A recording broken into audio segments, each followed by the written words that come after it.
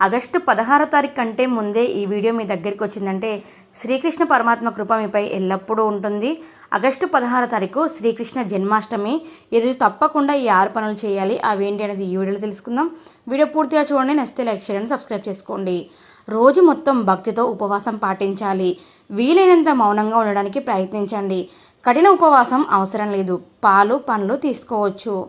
శ్రీకృష్ణుని విగ్రహానికి ఈరోజు స్నానం చేపించి పంచామృతాలతో అభిషేకం చేయాలి. శ్రీకృష్ణ పరమాత్మకి తులసి దళాలంటే ఎంతో ప్రీతి. ఆయనకు ఈరోజు తులసి మాల సమర్పించాలి. ఆ పరమాత్మ అర్ధరాత్రి 12 గంటలకు జన్మిస్తాడు కాబట్టి ఆ సమయంలో దీపాలు వెలిగించి భజనలు చేయాలి. వెన్న, మజ్జిగ, పెరుగు అంటే కన్నయ్యకు ఎంతో ప్రీతి. ఈ రోజు నైవేద్యంగా శ్రీకృష్ణ పరమాత్మకి ఇవే సమర్పించండి. ఈ రోజు భగవద్గీత, భాగవత పురాణాలు చదవడం ఎంతో మంచిది.